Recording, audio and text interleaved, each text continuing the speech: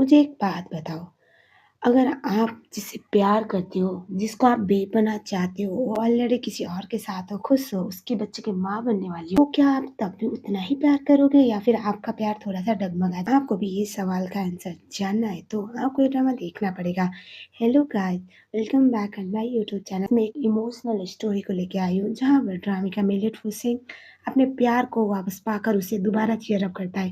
दोबारा अपने पैर में खड़ा करने के लिए जितना हो सके उतना करता है। लेकिन फीमेल लीड लिन जाओ, जिसका नाम यहाँ पर जाओ जाओ बताया गया है, उसके लाइफ बिल्कुल भी आसान नहीं। 5 महीने वाली प्रेग्नेंट थी, यानी कि वो ऑलरेडी प्रेग्नेंट थी।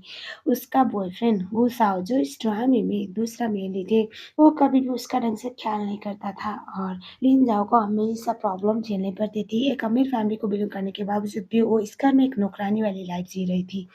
आज भी हमेशा की तरह बाज़ार से होकर जब वो वापस आती है, तो वो अपनी मदर इन लॉ और अपने बॉयफ्रेंड को बात करते हुए सुनती है। उसकी मदर इन लॉ उस शाओ को पूछ रही होती है कि क्या तुम सच में उस लड़की के साथ अपनी लाइफ बर्बाद करने वाली हो? तुम भूल गई हो तुम क्या हो? तुम किस मकसद की वजह से यहाँ पर आए थे? क्या तुम उसके लिए अपनी पूरी लाइफ बर्बाद करोगे? वो शाओ बोलता है, मॉम आप क्या बोल रहे हो? ऐसे मत बोलो, प्रेग्नेंट है आफ्टर ऑल। तभी उसकी माँ चिल्लाने लगती है, बोलने लगती है कि मैंने तो बोला था उसके साथ बच्चा करने की कोई भी ज़रूरत नहीं है। तुम दोनों बहुत जल्द शादी का सर्टिफ़िकेट लेने वाले हो, लेकिन मुझे नहीं लगता उसके साथ तुम्हारी लाइफ़ अच्छी कटेगी, क्योंकि तुम्हारे साथ तो एक से एक लड़के आने के लिए मर रही है। तुम्हें अपनी लाइफ़ में आगे बढ़ना चाहिए, ऐसे भी तुम मुझसे प्यार नहीं करती। उषा बोलता है, सही कहा मम्मी, उनसे प्यार नहीं करता, लेकिन क्या करूँ, मेरी मजबूरी है। आप टेंशन मत लो, जब मुझे उसके पापा का इंश्योरेंस का पैसा मिलेगा। ये सुनने के बाद तो वो तो शॉक में आते हैं, उसके बाद उसे रोका नहीं जाता, वो अंदर जाते हैं, उसके बाद वो दोनों ही शॉक में आते हैं और तभी लिंजा बोलने लगती है, क्या कहा? क्या कहा तुमने? मेरे पापा के इंश्योरेंस के पैसे? क्या बोल रहे, तुम्हें पता भी है? और तभी वो शॉक बोलता है, तुम यहाँ पर क्या कर रहे हो? वापस जाओ अपने कमरे में, सिंक्रेट नहीं करना है मुझे। और तभी वो बोलने लगती है, क्या बकवास कर रही हो?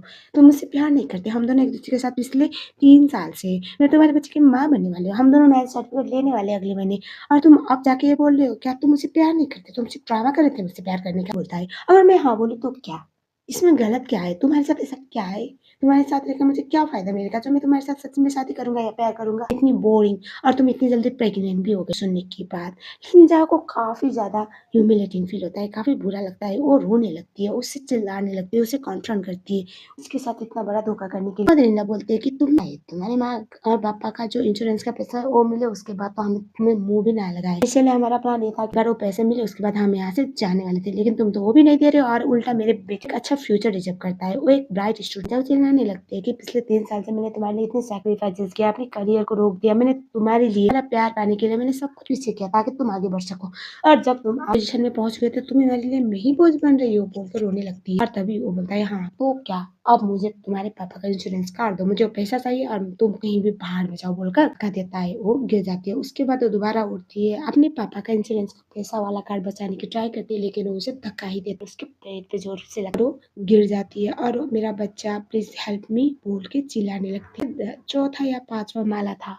और नीचे फ्लोर में बालकनी की तरफ, बाहर की तरफ ड्रामे का मेलेट हुसैन, जो हमेशा की तरह अपने देवदास वाले अंदाज में, वो काफ़ी उदास था। असिस्टेंट बोले, "प्रेसिडेंट आपको क्या ऊपर नहीं जाना? इतने साल हो गए, आप सिर्फ़ यहाँ पर आते हो और वेट करते हो, उसके बाद लेट नाइट को घर जाते हो और आप ढंग से सोते भी नहीं हो।" ये सुनने के बाद भूषण बोल, उसकी शादी होने वाली है, वो उसके बच्चे की माँ बनने वाली है, मैं क्या ही कर सकता हूँ? मैं अकेले रह नहीं पाता, मैं उससे बहुत, मुझे रिग्रेट है कि मैंने कभी अपने दिल की बात उसे बताई नहीं।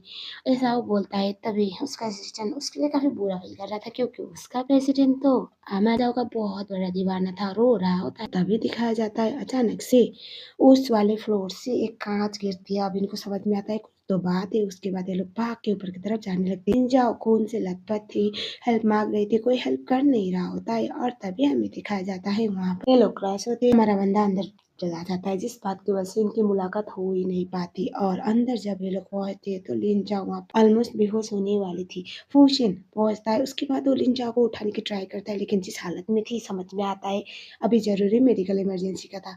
इस बात की वजह से वो उसे हॉस्पिटल को लेके चला जाता है और हमें दिखाया जाता है हॉस्पिटल में जब वो हॉस्पिटल में सो रही होती है, बेहोशी की हालत में थी। डॉक्टर की बातें उसे याद आ रही थी कि उसका मिसकैरेज हो चुका है और वो मालन्यूट्रिशन माल न्यूट्रिशन की शिकार भी थी, यानी कि उसको ढंग की खाने की चीज़ें मिली नहीं थी। काफ़ी ज़्यादा बुरा उसका कंडीशन था। वो रोने लगता है, वो बोलने लगता है कि मुझे लगा नहीं था तुम इस हालत में होगी, और मुझे कभी ऐसा पता चलता तो मैं उससे तुम्हें छीन सब कुछ जब नहीं करती, तुम सबसे बेस्ट जब करती हो, जाओ, ऐसा वो बोलता है। फैक्ट टाइम जहाँ और फुशियन फैक्ट टाइम जहाँ पर जाओ और फुशियन हाई स्कूल टाइम पे थे और दोनों काफ़ी अच्छे दोस्त थे शायद, और एक्चुअल में फुशियन एक नाजायज़ बेटा था, जिस बात की वजह से उसके घर की कंडीशन कुछ खास अच्छी नहीं थी। कहते हैं ना, पैसा होना ही इनफ नहीं है। मेंटल सपोर्ट, पैरेंटल सपोर्ट जो उसे कभी मिला, वो पढ़ाई में कुछ खास अच्छा था, और इस बात की वजह से उसकी क्लास के सारे दोस्त उसको बुली करते थे। और हमें तब दिखाया जाता है वहाँ पर लिंजा आके सबको वहाँ से भगाती है, और तब हमें दिखाया जाता है लिंजा आती है और उसके सबको डरा धमका के भगाती है और बोलती है, आज के बाद मेरे दोस्त को बुली किया तो मैं किसी को नहीं छोड़ूंगी, मुझसे बुरा कोई नहीं होगा। ये देखने के बाद हमारा बंदा काफ़ी इम्प्रेस होता है। इस तरह से दोनों की दोस्ती हुई थी और उसके बाद उसे पहली नज़र वाला प्यार हो गया था। और अभी प्रेज़ेंट में दिखाया जाता है, वो ये सब कुछ देख रहा होता है। जब अपनी आँखें खोलती है तो अपनी आँखों के सामने फुशियन को देखती है। फुशियन जब उससे आँखें खोलते हुए दिखता है, वो उसे बोलता है, "लिंजा आँखें मत खोलो, तुम आराम करो, तुम्हें आराम की ज़रूरत है।" उठ के बोलती है कि मेरा बच्चा" तभी वो उठ के बोलती है कि मेरा बच्चा, और तभी वो बोलता है, "सॉरी, मैं उसको बचा नहीं पाया क्योंकि ऑलरेडी लेट हो चुका था।" वो काफ़ी रोने लगती है और उसकी याद कर रही थी उसको मिला हुआ धोखा, उससे प्यार में जो धोखा मिला था उसके लिए काफ़ी ज़्यादा ट्रॉमेटाइज़िंग था। और उसे काफ़ी ज़्यादा बुरा लग रहा होता है, रो रही होती है और वो बस रिग्रेट कर रही थी। उसने लाइफ में सबसे गलत लोगों पे ट्रस्ट किया, और वो पूछती है कि तुम कब वापस आए? तुम तो फ़ॉरेन चले गए थे ना? और ये सुनने के बाद वो बोलता है, मैं अभी-अभी वापस आया हूँ। एक्चुअली वो उनसे पूछती है कि तुम वापस कब आए? क्योंकि मुझे याद है तुम बाहर चले गए थे ना 3 साल पहले। और तभी हमें दिखाया जाता है, फुसिन जाओ को बोलता है, मैं तो अभी-अभी वापस आया हूँ। एक्चुअली मैंने सोचा था कि मुझे यहाँ पर कुछ काम, बिज़नेस को आगे बढ़ाना है, इसलिए मैं वापस आया था। मुझे नहीं पता था, मैं जिस फ्लैट में रहता हूँ, उसके साइड वाली पड़ोसी तुम हो। मुझे वहाँ पर कुछ आवाज़ें सुनाई दी, इसीलिए मैं भाग के गया था और तुम मुझे बेहोशी की हालत में मिली थी। और वो काफ़ी ज़्यादा फॉर्मल होके बातें करने लगता है। जाओ उसको देख रही होती है, हमें दिखाया जाता है, लेकिन उसे देख रहा होता है। उसे बोलता है, तुम्हें थोड़ा आराम करना है, ठीक हो जाएगा, डोंट वरी। और उसके बाद वो काफ़ी सैड लग रहे थे, उसके पास जाता है, बोलता है, कुछ ठीक हो जाएगा। वो लोग तुम्हें डिज़र्व नहीं करते, उनको नहीं आया तुम्हें कैसे रखना है, उनसे भूल जाओ। उसे काफ़ी बुरा लगता है क्योंकि उसने अपने लाइफ का एक इम्पोर्टेंट पार्ट उसके लिए गुज़ारा किया हुआ था, तो उसे काफ़ी हॉट फील हो रहा होता है। और तभी हमें दिखाया जाता है, उसको बोलती है, सब कुछ मेरे पर्सनल मैटर है, डोंट वरी, मैं हैंडल कर लूँगी। मुझे लगता है तुम्हें कुछ काम होगा, तुम्हें जाना चाहिए। वो बोलता है, नहीं, नहीं मुझे कोई काम नहीं, मेरे लोग हैं हैंडल करने के लिए, तुम आराम करो, मैं देख लूँगा, यहाँ पर वेट करता हूँ जब तक तुम ठीक नहीं हो जाती। तभी वो बोलती है, नहीं एक्चुअली मुझे अपने दोस्त के साथ बात करनी है, तुम भी उसे जानती हो, मेरी हाई स्कूल टाइम की दोस्त तुम्हें याद है, प्लीज़ उसको कॉल लगवा देना। वो बोलता है, ठीक है, पर एटलीस्ट अभी के लिए तो सो जाओ ना, बोलकर उसे इशारा करता जाओ। मन ही मन में सोचती है, जिस लड़के के साथ उसने अपने पूरे लाइफ गुजारने के सपने देखे थे, वो तो उसका बिल्कुल भी ना रहा। और तभी हमें दिखाया जाता है, जिन उसे बोलता है, जाओ आराम करो। उसे कंटिन्यूअसली कॉल आ रहा था, वो उस कॉल को काटता है और उसके बाद धीरे से बाहर की तरफ जाता है। और तभी हमें दिखाया जाता है, वो शेन था, फोन को रिसीव करता है और तभी उसका बेस्ट फ्रेंड जिसका नाम शेन है, वो उसके ढूंढते हुए आया था। वो बोलता, अरे क्या हो गया, 3 साल के बाद तुम वापस आए हो, फूक ग्रुप का इकलौता हो, चाइना में इतने सारी कंपनी तुमने खड़ी कर दी और तुम इस तरह से हॉस्पिटल में मिले हो, मुझे ओकलोड ज्यादा हो गया क्या? और उसके बाद जेन बोलने लगता है, अभी क्या सोच, मेरा दोस्त कंपनी का प्रेसिडेंट से ज्यादा तो एक आवारा आशिक है ना, वो लड़के जिसको पिछले 8 साल से प्यार करता है और की बीवी बनने वाली थी तब भी, किसी और के बच्चे की माँ बनने वाली थी तब भी उसका देखभाल कर रहा है, हाउ रोमांटिक। और तब फुशियन गुस्से में उसे बोलता है, बकवास बंद करो, वो आराम कर रही है।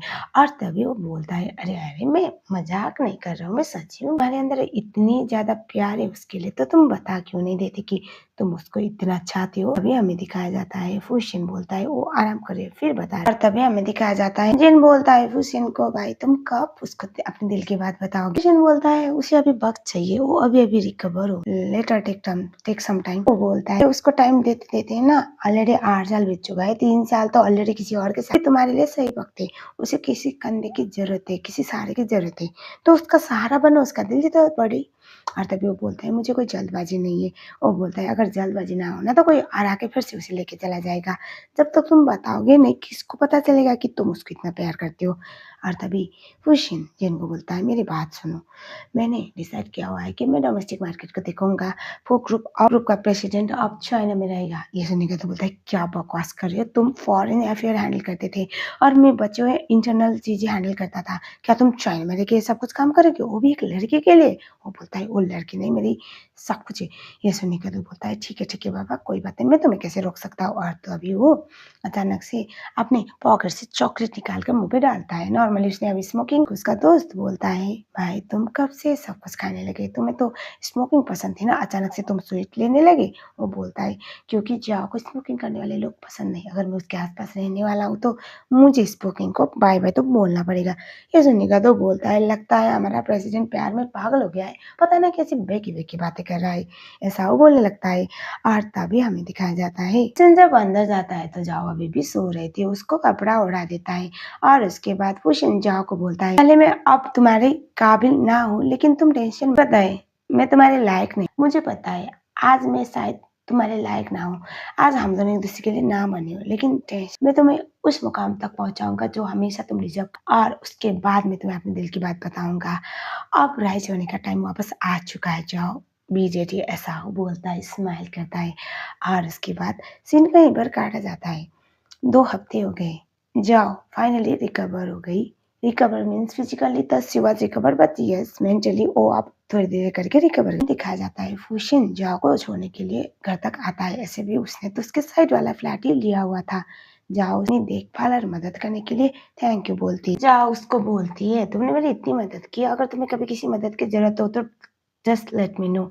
और ये सुनने के बाद हुसैन बोलता है अगर तुम सच में मेरी मदद करना चाहती हो कल मुझे एक बैंक्वेट पे जाना है, वहाँ पर बहुत बड़ा इवेंट, और तुम्हें तो पता है अभी मैं चाइना वापस आया हूँ तो मैं ज़्यादा लोगों को जानता नहीं हूँ, क्यों ना तुम मेरे साथ मेरी कंपेनियन बन के चलो। वो थोड़ी देर सोचने लगती है, फिर सोचती है इसने इतनी बड़ी मदद की और ऐसे भी स्कूल टाइम पे बहुत अच्छे से जानती हूँ तो मैं इसकी मदद तो कर ही सकती हूँ। वो बोलता है तो तभी जाओ बोलती है ठीक है मैं आने के लिए तैयार हूँ। उसके बाद फुशन जाओ को बोलता है तैयार रहना ठीक है ना, मैं कल तुम्हें लेने के लिए। जाओ जब अपने फ्लैट पे पहुंचती है तो वहां पर देखते हैं कि उसका एक्स बॉयफ्रेंड तो वहीं पर था, मस्त बैठा हुआ था उसका इंतजार करते। और तभी हमें दिखाया जाता है ओ जैसे जाओ को देखता है वो बोलता है कि कहाँ से आई हो, और तभी वो बोलती है तुम यहाँ पर क्या कर रहे हो, सीधा उसका गला पकड़ती है और बोलती है मेरे पेरेंट्स के इंश्योरेंस पैसे वाला कार्ड मुझे वापस लौटाओ। वो मना करता है। तभी जाओ बोलती है अगर तुमने वापस न लौटाए तो बहुत बुरा होगा तुम्हारे साथ, उसके लिए तुम खुद जिम्मेदार होगे। वो मना करता रहता है, बोलता है तुम क्या ही हो, तुम्हारे साथ मैंने इतना टाइम वेस्ट किया हुआ है तो मुझे कुछ तो मिलेगा ना, जैसे कि तुम्हें पता है अभी भी मैंने एक नई वॉच खरीदी हुई है। बोल बेसिकली वो पैसे फ्लंट कर रहा था जो अभी वो जाओ से चुरा कर लेके गया था, और उसको बिल्कुल भी पड़ी नहीं थी कि जाओ ने अभी अभी अपना बच्चा खोया है। लेकिन ये ज़रूर था कि उसको नीचे दिखाने की ट्राई कर रहा था। जाओ को बोल रहा होता है कि मुझे सॉरी बोलोगी तो मैं तुम्हारे पास वापस आ जाऊँगा। नॉर्मली वही बेगिंग कर रहा हो, तभी जाओ उसको बोलती है यहाँ से दबा जाओ, लेकिन वो सुनता ही नहीं। इनफैक्ट उसका हाथ पकड़ता है, तमीज़ी पे उतर आता है।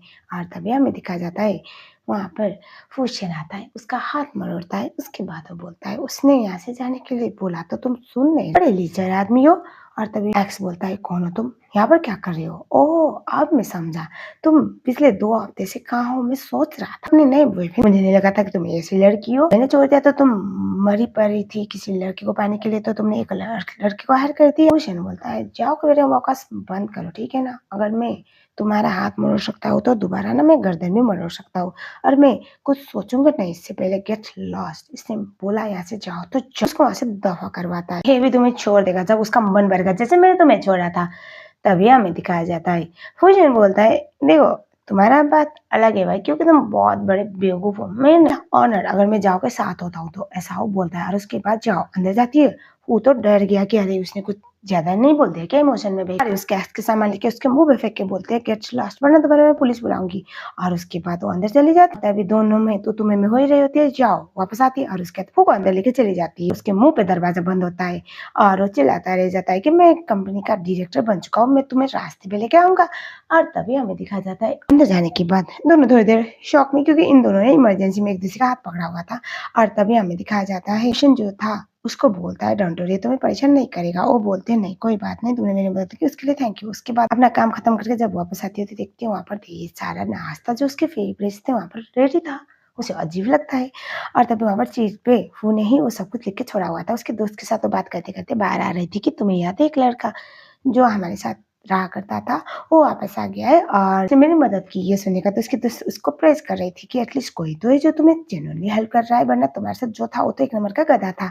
और तभी जब बोलते तो उसे काफ़ी पसंद आता है और वो तारीफ़ें भी करती है और तभी उसकी दोस्त बोलती है, "तुम्हारी लाइफ़ तो ऐसे बन रही है जैसे कोई ड्रामे का सीन हो।" क्या बात है!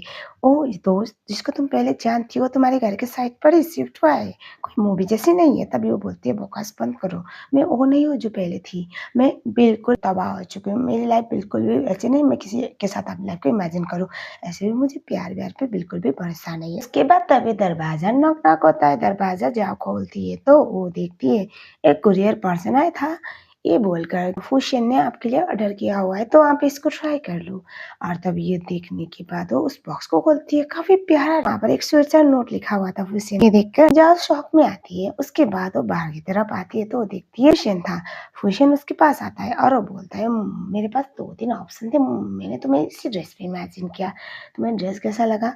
वो बोलती ड्रेस तो काफ़ी अच्छा था, लेकिन तुमने इतने खर्चा क्यों किया? तभी वो बोलता है तुम अपनी लाइफ़ को दोबारा स्टार्ट में सब कुछ एक बार में खत्म नहीं आपको बार-बार दोबारा चांस दिया जाता है। कभी-कभी ऐसा होता है जो चीज़ हम पहले छोड़ देते हैं वो कहीं तुम्हारा इंतज़ार तुम ये मत सोचो कि ये महँगा है, सस्ता है। तुम मेरे दोस्त हो और तुम्हें जो भी मिलेगा वो दुनिया का सबसे बढ़कर उसके फोरहेड को टच ओहो! कुछ बोल नहीं पाती क्योंकि लड़की बहुत हो चुकी थी और तभी हमें दिखा क्वेश्चन बोलता है तुम आराम करो, मैं लेने आता हूँ शाम को ठीक है ना? उसी ड्रेस में रेडी होना हम बैंक्वेट जा रहे हैं।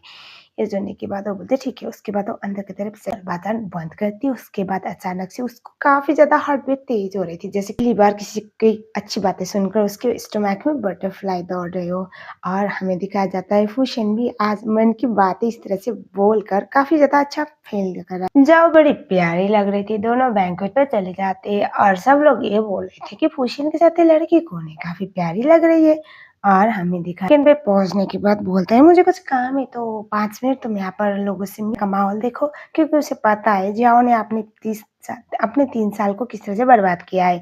एक टोटल हाउस वाइफ वो बोलते हैं ठीक है और उसके बाद वो अंदर किसी से मिलने के लिए चला जाता है। तभी वहाँ पर थी तो उसका एक्स आता है। वो बोलता है ओह माय गॉड आज वो तो बस देखता ही रह गया था और उसके बाद वो बोलने लगता है तुम यहाँ पर कर क्या रही हो?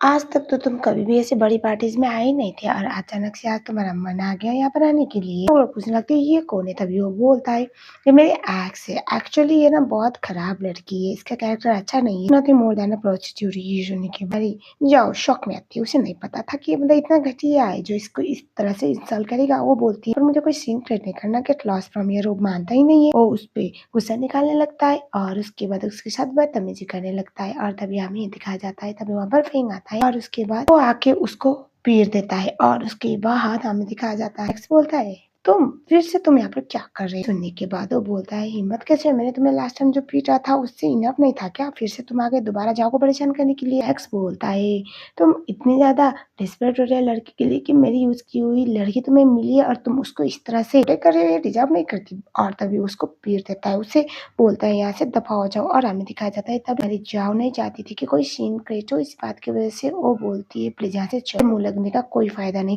और उसके बाद वो उसे कुछ करने से रोक देती है। उसके बाद घर पे जाने के बाद वो उसे सॉरी बोलता है और तभी जाओ बोलती है तुम्हारी कोई गलती नहीं। फूशन बोलता है मुझे तुम्हारे साथ रहना चाहिए था और तभी वो बोलते हैं नहीं इट्स ओके वो जाने वाली होती है। तभी फूशन बोलता है मुझे पता है मुझे बहुत पहले बोलना चाहिए था क्या तुमसे शादी करो की बात हो तो शौक में पॉज लेके पीछे मुड़ती है बोलती है क्या? वो बोलता है मुझे तुम्हारे साथ शादी करनी है। वो बोलते हैं पर मैं वो नहीं हूँ जिसको तुम पहले जानते हो और तभी वो बोलता है मुझे फ़र्क नहीं पड़ता मुझे बस पता है कि मुझे तुम्हारे साथ शादी करनी है।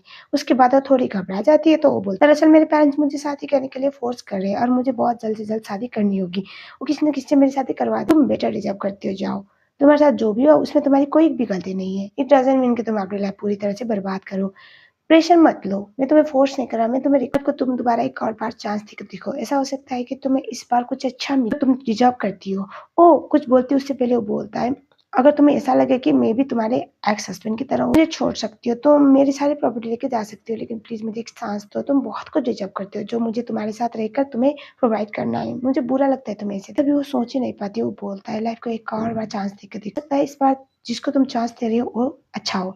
और तभी वो कुछ बोल नहीं पाती, वो बोलती है वो एक्चुअली मैं तुम्हें बताती हूँ। उसके बाद वो कुछ बोल नहीं पाती, वो बोलती है उसके बाद वो बहुत उसे हक करता है। वो बोलता है ठीक है, हम कल ही जाके मैरिज सर्टिफिकेट साइन कर लेते हैं। नेक्स्ट डे जाओ ने उसके साथ मैरिज सर्टिफिकेट साइन किया और वो सोच ही नहीं पा रही थी कि इतनी जल्दी मैंने फिर से वो डर रही थी कि मैंने कोई गलती तो नहीं की, लेकिन फिर सोचती एक बार लाइफ को चांस देने में कोई बुराई नहीं है। और तभी वो उसे थैंक यू बोलता है, उससे शादी करने के लिए दोनों मैरिज सर्टिफिकेट साइन करके फोटो लेते हैं। और उसके बाद वो उसके फ्लैट की तरफ जाती है और उसके बाद इधर उधर देखने लगती है। उसे वहां पर काफी अपनापन सा लगता है। वो बोलती है मुझे कि ना नहीं रहा, इतना बड़ा प्लेस हम सेम ही फ्लैट ओन करते हैं ना, एक फ्लैट पे दो माले पे दो फ्लैट थे फिर भी। और तभी हमें दिखाया जाता है वहाँ टाइम वाला फोटो था और ये देखे वो बोलती है अभी भी तुम्हारे पास ये फोटो है। वो बोलता है हाँ, तुम्हारी और मेरी मेमोरीज वाले सब कुछ मेरे साथ है।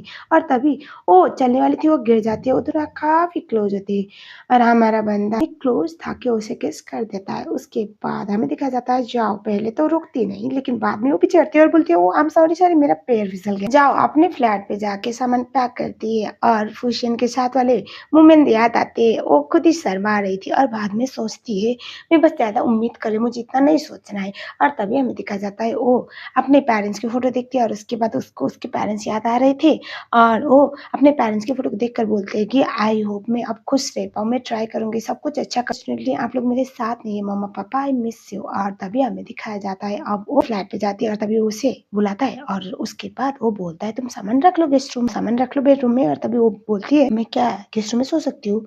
ये सुनने का तो हंसते बोलता है क्या तुम गेस्ट रूम में सोगी, तो मेरी वाइफ और आज हमारा वेडिंग नाइट है, तुम्हें पता है ना तुम क्या बोल रहे हो।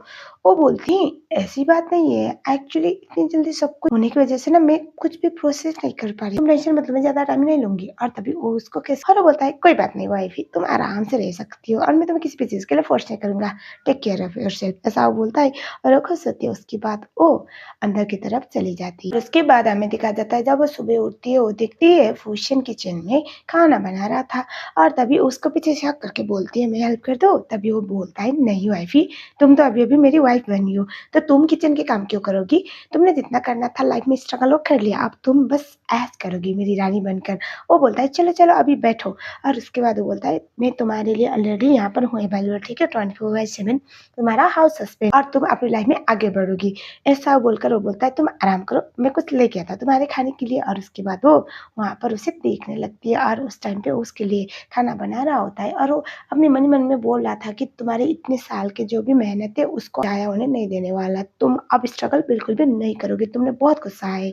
और तभी जाओ याद करती है जब वो उसके एक्स के साथ थी, प्रेगनेंसी के हालत में वो पूरे घर के काम करती थी और ऑफिस भी संभालती थी।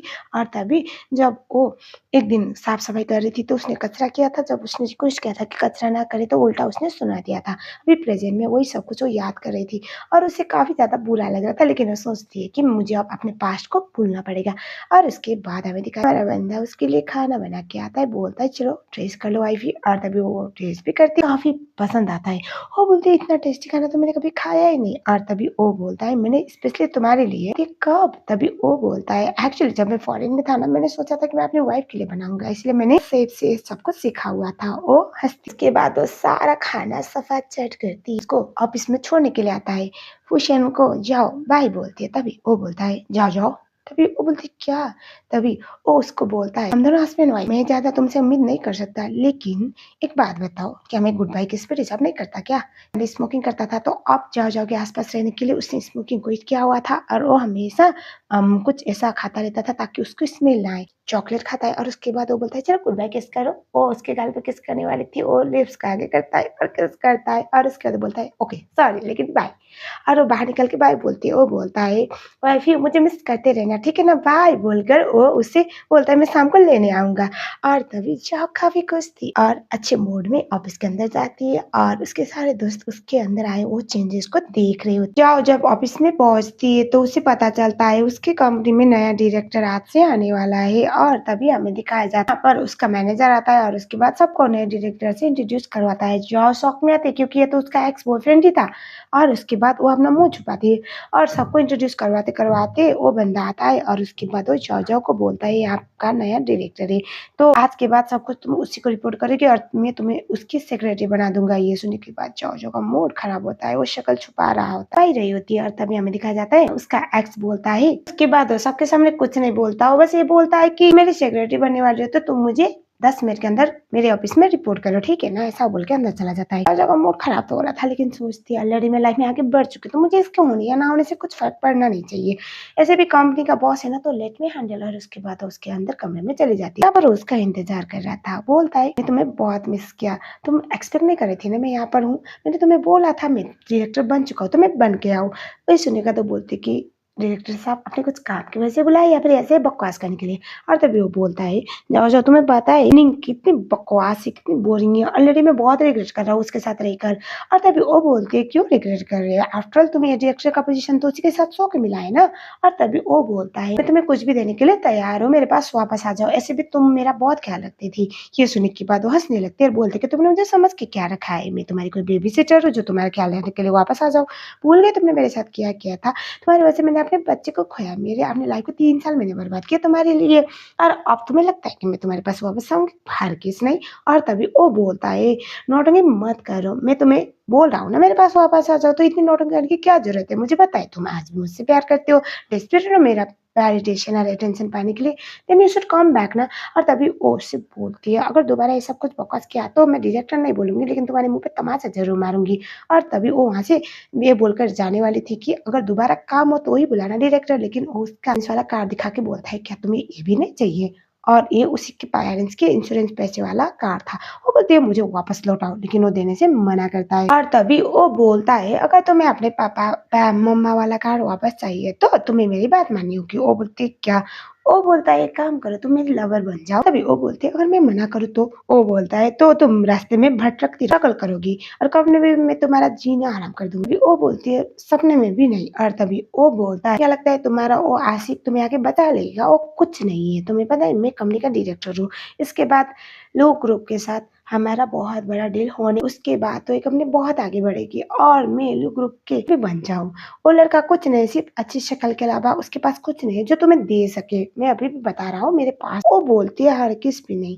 तुम्हें क्या लगता है वो सिर्फ अच्छा दिखता है इस बात की वजह से मैं उसके साथ वो हम्बल है, रिस्पेक्ट करता है मेरा। सबसे बड़ी बात मुझे ये एहसास नहीं दिलाता कि मैं कुछ भी नहीं हूँ। उसने हमेशा मेरी रिस्पेक्ट की है, तुम्हारे जैसा नहीं है वो। ये सुनने के बाद उसे गुस्सा आता है, वो बोलने लगता है ऐसा लगता है ये सब कुछ बोल के मुझे गुस्सा दिलाओगी? मुझे पता है तुम तो सिर्फ मेरी और मेरे साथ ही रहोगी बोलकर उसके साथ वो मिसबिहेव करने की ट्राई करता है। और तभी अचानक से रूम में नींग आती है, नींग यानी कि उसके एक्स की अभी रिसेंट वाली गर्लफ्रेंड। वो बोलती है क्या चल रहा है यहाँ पर? और ऑब्वियसली नींद के आने के बाद राव का एक्स उससे दूर होता है और उसके बाद नींद के आने के बाद तो झूठ बोल देता है कि ये मुझे सीड्यूस कर रही थी। और ये सुन के तो जाओ को बहुत गुस्सा आता है।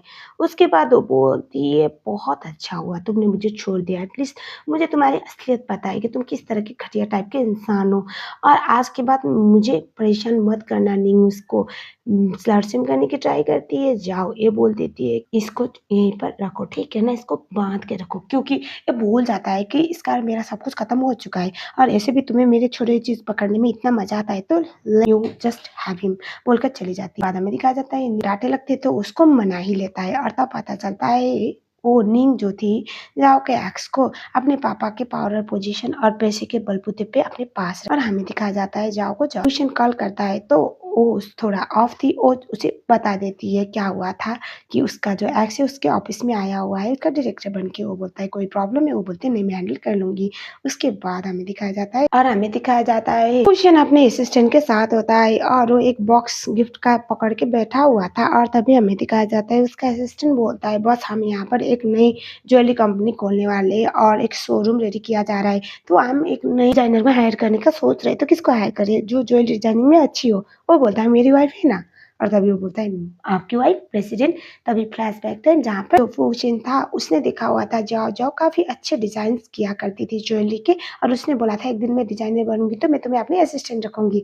और तभी उसने अपने आप से बोला था अगर मैं किसी दिन अमीर बनूँगा तो मैं तुम्हारे इस सपने को ज़रूर पूरा करूँगा। अभी प्रेज़ेंट फूशिन बोलता है कि मेरी वाइफ को रखो। वो बोलती है वाइफ मतलब प्रेसिडेंट? तभी वो बोलता है हाँ, मैंने शादी कर ली और मेरी वाइफ काफ़ी अच्छी डिज़ाइनर है, मैंने उसके डिज़ाइन्स देखे हुए हैं तो उसको हायर कर। ये सोचने लगता है कि अगर सारी दुनिया भर के प्रेसिडेंट इस तरह से अपने बीबी पकड़ू बनेंगे तो एक दिन तो हमारी कंपनी बैंकरप्ट होनी ही है, चाइना का जीडीपी ही गिर जाएगा।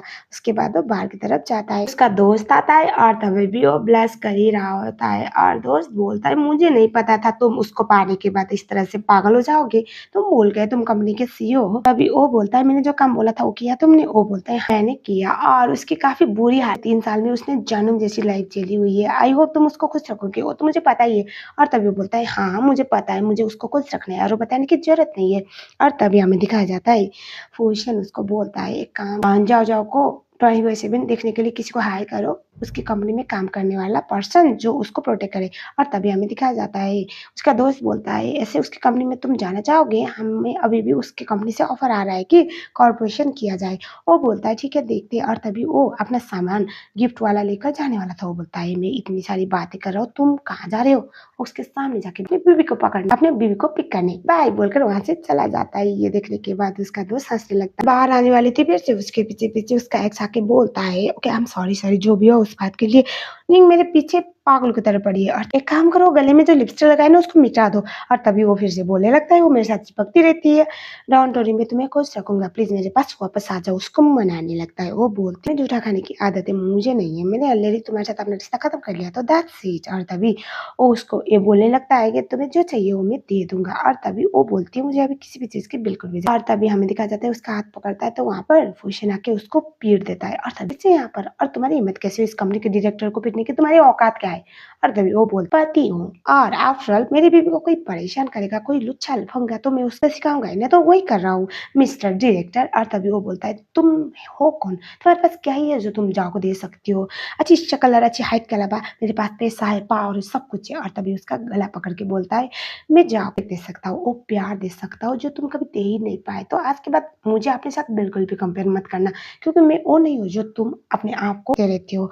और आज तक जाओ तुम्हारे साथ रही तो सिर्फ ह्यूमिलेशन ही उसे मिला है। और तभी वो बोलता है ग्रुप के साथ हमारा में होने वाला है उसके बाद तो इस कंपनी को कोई भी नहीं रोक पाएगा, तो अब इस कंपनी को मैं हेड करता रहूंगा, तो अगर मेरे साथ रहेगी तो ही अच्छी होगी। और तभी वो बोलता है तो गुड लक ठीक है ना सर, अभी के लिए हमें छोड़ दो क्योंकि नई नई शादी हुई है हमें घर जाने में जल्दी हो रही है बोलकर उसे दफा करो बोलकर वहां से चला जाता है। और एक और बार इसका पोपट बन जाता है। जाओ बोलती है बाहर आने के बाद आई एम सॉरी मैंने तुम्हें बताया नहीं ज़्यादा क्योंकि ये मुझे इसे परेशान कर रहा है। कल से ये सुनने के बाद वो उसको किस करता है, वो समझ नहीं पाता, उसे रोकती नहीं, जब वो किस करके खत्म करता है वो बोलती है क्या तुम गुस्से में हो मुझे माफ कर दो। वो बोलता है तुम मुझे माफ कर दो क्यों बोल रही हो, क्या मैं कोई पराया हूँ, मैं तुम्हारा पति हूँ, of course I can trust you, मुझे पर ऐसे भी टेंशन मत लो, वो तुम्हें ज्यादा कुछ करेगा नहीं और तुम्हें अगर ऐसा लग रहा है कि वो तुम्हें ज्यादा परेशान कर रहा है तो जस्ट क्विट कर दो काम, इसे काम करने की कोई जरूरत नहीं, आई एम विथ यू। ये सुनने का तो वो बोलती है नहीं ऐसी बात नहीं, ये काम नहीं छोड़ना, मुझे पहले लगता था कि किसी के लिए अपना करियर छोड़ना वो सच्चा प्यार होता है लेकिन मैं उसके लिए क्यों काम छोड़ूंगी, मैंने ऑलरेडी जो काम सीखा हुआ है जो मुझे करना आता है जो मेरा पैशन है उसको मैं कंटिन्यू करूंगी ना, और मुझे सब कुछ करना अच्छा लगता है, ऐसे भी वो अगर ज्यादा कुछ कर नहीं पाएगा। वो बोलता है ठीक है वाइफ तुम्हें ऐसा लग रहा है तो तुम आराम से कर सकते, तो मैं हूं ना तुम्हारे बैकअप पे, और ऐसे भी कोई भी हेरा गेरा आके तुम्हें परेशान नहीं कर सकता, आफ्टर ऑल तुम मेरी बीवी हो बोलकर उससे बोलता है मेरी वाइफ दुनिया की सबसे बेस्ट बोल के उसके गाल को टच करके चीयर अप करता है। जाओ सोती है मोम डैड के जाने के बाद आज तक किसी ने मुझे दो शब्द अच्छी चीजें नहीं दी, किसी से प्रेज होना कितना अच्छा लगता है और वो अपने आप को खुशकिस्मत मानती है, भले उसने अपनी लाइफ में दूसरा मौका लिया हो लेकिन वो काफी ज्यादा अच्छा था।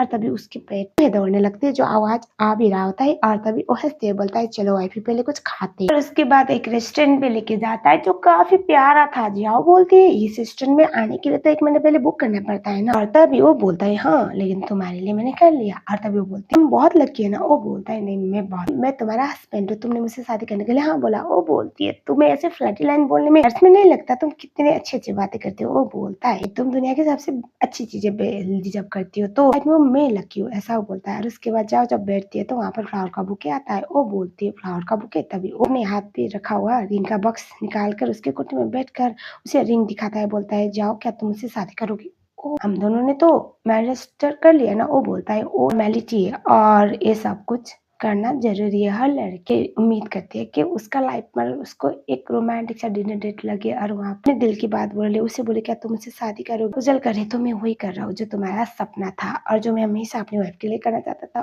वो बहुत ज़्यादा इमोशनल होती है। वो सोचती है, जब मैं उसके साथ थी कभी भी मैंने इतना वैल्यूड फील नहीं किया। वो बोलता है, जाओ क्या तुम मुझसे शादी? हाथ को आगे करते रिंग पहना देता है और उसके बाद वो बोलता है, काम करते हैं हम जल्द से जल्द घर जाते हैं और मैंने तुम्हारे लिए कुछ और भी सरप्राइज़ प्लान किया है, बोल के पहनने के लिए थैंक यू बोलता है और उसके बाद उसके फोrehead पे किस करता है। ओह! बहन तभी वो बहुत खुश होता है और उसके बाद उसके नाक को टच करके बोलता है, आई लव यू। और उसके बाद वो बोलता है, मैं खुशकिस्मत हूँ तुमने मुझसे शादी करने के लिए हाँ बोला और मेरी वाइफ बनी, बोलकर उसको हग करता है और उसको किस। जो अपने दोस्त के साथ होती है, उसकी दोस्त चाव-चाव के लिए काफ़ी खुश होती है, उसे कांग्रेचुलेट करती है और उसे अपने लाइफ में मूव ऑन करने के लिए बहुत खुश थी। और तभी चाव-चाव बोलती है, फिर भी मैं डरती हूँ, पता नहीं मैं उसको सब कुछ ना दे पाई जो एक वाइफ से एक्सपेक्ट कर रहा हूँ। और तभी वो बोलती है, मुझे पहले से ही पता था वो सिर्फ तुमसे प्यार करता है। फ्लैशबैक टाइम जहाँ पर जाओ जाओ की दोस्त ने एक बार उससे बोला था कि जिस तरह से वो तुम्हें ट्रीट करते हो पक्का तुमसे प्यार करता है, लेकिन तब तक वो ऑलरेडी अपने एक्स हस्बैंड को हाँ बोल चुकी थी प्रेजेंट में। जहाँ पर हमें दिखाया जाता है ये दोनों बातें कर ही रहे होते हैं, तभी वहाँ पर बॉन्डिंग आए हुए थे जो एक बहुत जरूरी मीटिंग के लिए आए थे, लेकिन अब उसकी दोस्त अच्छे दोस्त होने के नाते से रिवेंज लेना चाहती थी। उसके बाद जो कॉफ़ी वहाँ पर जाने वाली थी उसपे कुछ गड़बड़ वाली मेडिसिन मिला देती है, जिस बात की वजह से जब मीटिंग होने वाला था 10 से 12 बार टॉयलेट चला जाता है और बहुत ज़्यादा पोपट बनता है और उसके बाद बाहर की तरफ जाके हँसने लगती है। और उसके बाद जब वो घर जाती है उसके लिए इतने सारे खाने की चीज़ें बनी हुई थी में आती है। उसके बाद वो बोलती, बात बताओ तुम्हारी अभी कोई प्लान है यहाँ पर रहने का? क्या तुम कोई कंपनी जॉइन करने वाले हो? वो बोलता है, एक्चुअली मैंने एक नया कंपनी स्टार्ट किया हुआ है तो मैं उसी को एक्सपांड कर रहा हूँ बस। तभी वो बोलती है, तुम मेरे साथ इतना अच्छा कर रहे हो तो मुझे लगा मैं तुम्हें कुछ देना चाहती हूँ। उसके बाद वो बोलती है, हाथ आगे करो और वो अपना जितना भी सेविंग वाला कार्ड था वो देके बोलती है, तुम इसको अपनी कंपनी में इन्वेस्ट करो। वो उसको अपनी गोद में रख के बोलता है, तो मेरी वाइफ मैं तुम्हें टेक केयर करूँ, तुम्हारा देखभाल करूँ, तुम्हें प्रोटेक्ट करूँ, वो ज़्यादा तुम अपनी सेविंग अपने पास रखो, तुम्हें कभी काम आएगा। वो बोलती है, अभी के लिए तुम मेरे हस्बैंड हो और जितनी भी सेविंग हो तुम्हारे लिए काम आएगी ना। और तभी वो बोलता है, नहीं मैं इतना भी लफंगा या फिर नालायक नहीं हूँ कि मैं अपनी वाइफ के पैसों से अपनी कंपनी को खड़ा करूँ, ठीक है ना? ऐसा बोलती है। वो बहुत खुश होती है और उसके बाद वो कहती है और तभी वो उसको किस बैक करता है, लेकिन उसे रोक के बोलता है, नहीं हम इसको आगे नहीं बढ़ा सकते जब तक तुम और मैं रेडी ना हो। वो बोलती है, मैं तुम्हारे साथ नई स्टेज पे जाने के लिए तैयार हूँ। और ये सुनने के बाद वो बोलता है, आर यू श्योर? वो बोलती है, हाँ मैं तुम्हारे साथ नई स्टेज पे जाने के लिए तैयार हूँ।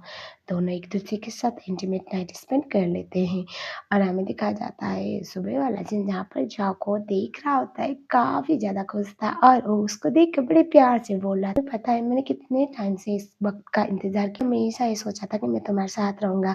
मैं बहुत खुश हूँ तुमने फाइनली मुझे अपना। जब जाओ आँखें खोलती है, वो बोलती है, तुम यहाँ पर क्या कर रहे हो? तुम अभी भी ऑफिस नहीं गए? काफ़ी शर्मा के दिन ऑफिस को बोलती है, ठीक है तो मुझे सोने दो। वो बोलता है, पूरी रात सोई नहीं क्या? अभी भी तुम्हें सोना है या फिर मैंने ज़्यादा मेहनत की? वो बोलती है, बकवास बंद करो। उसके बाद वो उठती है, बोलती है, मुझे नहाने जाना है।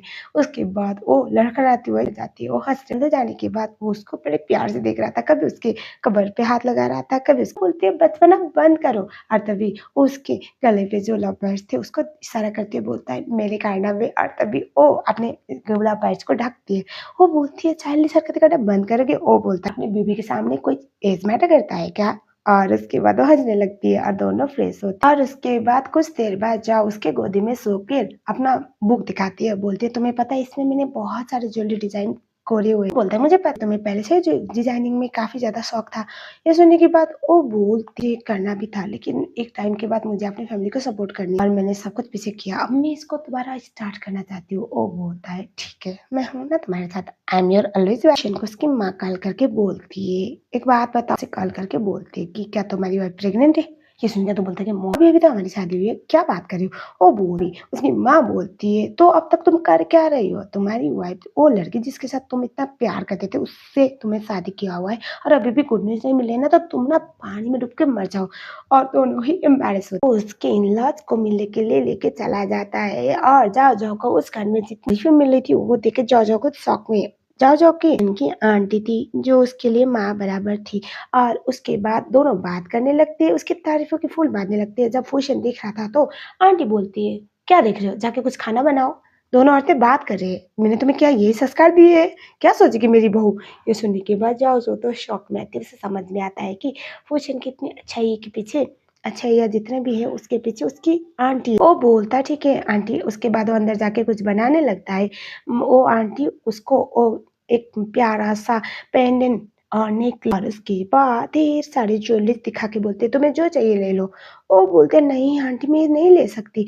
और तभी वो बोलती है, "बेटा मुझे इतने सालों में लगा था कि मेरा बेटा लड़के को पसंद करता है। इतनी खूबसूरत बहू लेके आया, तुम डिज़र्व करती है सब कुछ। अगर तुम्हें चाहिए तो मैं तुम्हें उसकी प्रॉपर्टी भी तुम्हारे नाम पे ट्रांसफ़र करवा सकती हूँ भाई। खुश हो फाइनली उसके लाइफ़ में तुम आ गई हो और वो प्यार करता था मेरा बेटा तुमसे और मैं खुश हूँ कि फाइनली उसे वो मिल गया जो हमेशा वो डिज़र्व करता था।" उसके बाद वो बोलने लगती है, "मेरा बेटा बहुत ज़्यादा सेंसिटिव है। जब इसकी माँ चली गई थी यानी कि उसकी बड़ी बहन, तो वो अकेला पड़ गया था और उन्होंने बहुत बुरी हालातों में फूशन को सँभाला था और वो चाहती थी हमेशा फूशन एक अच्छी लाइफ़ डिज़र्व करे। और वो बोलती है, "बेटा अगर कभी भी इसने bully किया बता देना, मैं इसकी टाँगें तोड़ दूँगी जब वो वापस आता है।" वो बोलती है, "सब कुछ रेडी हुआ तो एक काम करो आज के बाद मेरी बहू को परेशान किया ना मैं तुम्हें अपनी जायदाद से बेदखल कर दूँगी।" ये सुनने के बाद वो बोलता है, "आंटी ये मेरी वाइफ़ मैं इसको bully करूँगा, मेरी इतनी हिम्मत, ये मुझे bully करती है" बोलकर और तभी वो हँसने लगता है। मुझे काफ़ी अपनापन सा लगता है और उसके बाद बाहर जाने के बाद फूशन उसको ज़ोर से अपने पास खींच के बोलता है, "बताओ वाइफ़ी आंटी ने क्या बोला?" वो बोलती है, "नहीं, कुछ ज़्यादा नहीं।" वो बोलता है, "अगर नहीं बताया तो मैं तुम्हें किस कर दूँगी।" बोलते हैं, "नहीं, तुम अच्छे हो बस इतना ही बोला।" ये सुनने के बाद वो बोलता है, "आई कैन एक्सपेक्ट कि आंटी यही बोलेगी, मुझे पता है वो मुझसे बहुत प्यार करती है।" और उसके बजाय ये सब कुछ देख के काफ़ी इमोशनल थी, लेकिन कहीं न कहीं उसके मन में एक डर था, जिस तरह से उसने लाइफ़ के 3 साल पहले बर्बाद किए और इसमें वो ज़्यादा उम्मीद करेगी और उसे फिर से वही मिला करके से वो ज़्यादा कुछ बोलती नहीं। ऑफिस में उसके एक्स ने प्लान किया हुआ था हर स्टेज में जाओ-जाओ के लिए मुसीबतें लेके आएगा। वो मैनेजर को भेजता है और उसके बाद जाओ-जाओ को बोला जाता है एक बहुत बड़ी इम्पोर्टेंट मीटिंग है और उसपे जाके तो उसको डील क्रैक करनी है। वो पहले तो मना करती है क्योंकि वो उसका काम नहीं था। प्रेशर देने के बाद वो हाँ बोलती है। उसके बाद वो मीटिंग के लिए चली जाती है। उसे पता चलता है कि ये ट्रैप था। वहाँ पर 2 ठरकी मर्द बैठे हुए थे, वहाँ पर क्लाइंट होने का ड्रामा कर रहे थे। वहाँ पर जाने के बाद वो उसकी बातें सुन ही रहे थे। उसे बोल रहे होते पहले ड्रिंक करो। वो मजबूरन ड्रिंक करती है, बेहोश होती है। उसके बाद वहाँ पर उसका एक्स आता है और वो प्लान के हिसाब से जाओ को रूम में लेके जाता है और उसके बाद उसके साथ वो गलत फ़ायदा उठाने का प्लान बना रहा था। इसी बात की वजह से उसके नज़दीक जाता है, जाओ-जाओ को आँखें खोलती है, उसके बाद उसको कूट देती है। लेकिन ऑलरेडी बंदी नशे में थी और हमें दिखाया जाता है पैरेलली फूशन को लेकिन फूशन को उसके दोस्त ने कॉल करके बता दिया था कि भाभी प्रॉब्लम है और हमें दिखाया जाता है जहाँ पर हमारी बंदी स्ट्रगल कर रही थी लेकिन यहाँ पर वो भी बिल्कुल भी पीछे नहीं हटने वाला था। उसको एडवांटेज लेने की ट्राई करता है, उसको ये बोलने लगता है तुम काफ़ी अट्रैक्टिव हो और उसके बाद हमें दिखाया जाता है इन मोमेंट पे वहाँ पर फूशन आ पहुँचता है। फूशन उसको कुत्तों की तरह पीटने लगता है और उसके बाद हमें दिखाया जाता है फूशन जाओ को उठा के लेके वहाँ से जाने वाला था। जाने से पहले बोलता है इसकी हड्डी पसली कर दो। उसके बाद वो बस चिल्लाता ही रह जाता है कि मैं डायरेक्टर हूँ और मुझसे सब कुछ बदतमीजी होगी तो तुम लोग मैं नहीं छोड़ूंगा। घर पे जाने के बाद हमें दिखाया जाता है जाओ जैसी हालत में थी वो टेंशन में आ जाता है। वो जाओ को बोलता है मैं डॉक्टर को बुला रहा हूँ लेकिन उसे समझ में आ गया कि इसको ड्रग दिया गया है और हमें ये दिखाया जाता है जाओ जो थी वो बोल रही थी प्लीज मेरी मदद करो। वो मना करता है तो उसे किस करने लगती है, बोलने लगती है please help me I want you. वो बोलता है मैं नशे की हालत में तुम्हारा फ़ायदा उठाना नहीं चाहता और तभी वो बोलती है तुम मेरे हस्बैंड हो, तुम कुछ भी कर सकती हो अगर मैं खुद तुम्हें परमिशन दे रही हूँ। तो उसके बाद अपने पास खींच लेते दोनों एक दूसरे के साथ इंटीमेट हो जाते हैं। सुबह वाला फूशन जाओ को देख फूशन सो रहा था, जाओ उसे देखती है, बड़ा प्यारा था। उसे कल रात वाला थोड़ा-थोड़ा मामला आइडिया था। वो उस पे काफ़ी ज़्यादा प्यार जताने लगती है, उसे किस करती है। जैसे उठती है तो वो स्माइल करते है, धीरे से अपनी आँखें खोलता है और ये देख के वो तो एम्बैरेस होती है, वो बोलती है तुम ड्रामा कर रहे थे सोने का वो बोलती है तुम्हें क्या करता, वरना मुझे कैसे पता चलता कि मेरी ईद की हालत में अगर मैं होता हूँ तो आपने आपको रोक नहीं पाती और इस तरह से फ़ायदा उठाती है। वो बोलती है बकवास मत करो, तभी वो बोलता है बकवास मैं कर रहा हूँ। कल रात कोई तो था जो मुझे अपने पास खींच रहा था, बुला रहा था, बोल रहा था कि मेरे पास आ जाओ। तुम्हें पता है कल रात तुम किस तरह से पागल हो रहे थे मुझे अपने पास बुलाने के लिए और आप ड्रामा कर रही हो, शर्म नहीं आती? लगता है कल रात का याद नहीं है तुम्हें, रिकैप कराना पड़ गया। बोलकर उसको किस करने लगता है और दो उसके साथ फिर से इंटीमेट हो जाता है। के लिए वो नाश्ता रेडी करता है, जाजो को बोलता है तुम यहाँ पर आओ। के बाद वो बोलता है मुझे तुम्हें कुछ बताना है। वो बोलती है क्या? तभी वो बोलता है जब मैं फॉरेन चला गया था तो मैंने एक कंपनी तो अभी डोमेस्टिक मार्केट में काफ़ी अच्छा नाम करा है और इंटरनेशनल ब्रांड के हिसाब से हमने काफ़ी अच्छा मुकाम हासिल किया हुआ था। चाइना में मैंने ट्रायल डाला, अभी अच्छा खासा नाम बना है। तो मैं लू ग्रुप का शौक में वो बोलती है लू ग्रुप वो लू ग्रुप जिससे सब लोग पार्टनरशिप करने के लिए मरे जा रहे हैं। आप तुम्हारी कंपनी भी तुम्हारी कंपनी के साथ एक प्रोजेक्ट डाली हुई थी और तुम लोगों ने मना किया था, वही वो बोलता है प्लीज़ मुझे माफ़ कर दो, प्लीज़ मुझे ये बात छुपाना नहीं चाहिए लेकिन मैं क्या करता, प्लीज़ मुझे छोड़ना मत। और ये सुनने का तो हँसते हुए बोलती है कि तुम पागल हो, मैं तुम्हें क्यों छोड़ूँगी? तुमने मेहनत से कुछ किया हुआ है। I am proud of you, after all तुम मेरे हस्बैंड हो। ये सुनने का तो बहुत कुछ होता है और वो भी चीज़ जो मुझे तकलीफ़ ना दे उससे मुझे क्यों बुरा लगेगा? तुमने अपनी मेहनत से काम किया हुआ है। और ये सुनने का तो उससे बोलती है और तुम इतने मेहनती हो, आई एम ग्लैड कि मैं तुम्हारे साथ हूँ बोल के उसको किस करती है। वो काफ़ी ज़्यादा खुश होती है। तो हमें दिखाया जाता है जाओ जाती है और अपनी कंपनी में रिज़ाइन करती है। इनफैक्ट वो अपने एक्स से कंपनसेशन के रूप में 2 मिलियन ले भी लेती है क्योंकि कल रात जिसको उसने काम बोल के भेजा हुआ था वहाँ पर उसके साथ मिसबिहेव हुआ था और उसने सबूत भी इकट्ठा किया था जहाँ पर ये सब कुछ उन लोगों का प्लान था, जिस बात की वजह से उसको ये सब कुछ देना पड़ता है। अब हम देखते हैं प्लान के हिसाब से जाओ को अपनी कंपनी का नई प्रेसिडेंट बना देता है और लू ग्रुप अब से वो चलाने वाली थी, इसमें रहकर सपोर्ट करने वाला था और हमें दिखाया जाता है नींग के पापा हो रहे थे क्योंकि उसके पापा लू ग्रुप के साथ काम करना चाहते थे। फाइनली प्रेसिडेंट वाली थी, इस बात की वजह से कंपनी में काफी अच्छा माहौल बना हुआ था। तब इन लोगों को ये पता चलता है कि जाओ इस कंपनी के प्रेसिडेंट है, ये देख के तो नींग की तो होश उड़ जाती है और इनफैक्ट हमारा बंदा भी शौक में आता है और यहाँ पर आने के बाद दिखाया जाता है जाओ जिस तरह से यहाँ पर एटीट्यूड दिखा रही थी, जिस तरह से नींग के साथ बदला ले रही थी वो देखने में काफी मजेदार। पर जाओ नींग को बहुत ज्यादा नीचा दिखाती है और उसके बाद कंपनी को इंस्पेक्शन में रखने को बोलकर 1 हफ्ते का टाइम देती है और बोलती है 1 हफ्ते तक मैं यहाँ पर कुछ देखूंगी, उसके बाद सोचूंगी कि क्या हमारी कंपनी आपके साथ है या नहीं। और उसके बाद अंदर जाकर वो काफी ज्यादा परेशान, आज वो जाओ से हार रही थी और हमें दिखाया जाता है वो ये सब कुछ काफी खुश था। फूशन उसको और ज्यादा अच्छे से ट्रेन कर रहा था और हमें दिखाया जाता है जाओ का एक्स था वो देखता है कि कोई बड़ी गाड़ी में जाओ गई हुई है और वो फूशन हमें ये दिखाया जाता है उसे नहीं पता कि फूशन एग्जैक्टली कौन है, लेकिन ये जरूर पता चलता है ये इतनी बड़ी गाड़ी में क्यों गई। लिए वो जानने के लिए वो सीधा जहाँ पर एक्सरसाइज कर रही थी उसमें घुस जाता है और तभी जाओ से पूछती है अभी भी तुम्हारी बदतमीजी गई नहीं ना, तुम्हें घुसने से पहले एक बार पूछ लिया करो।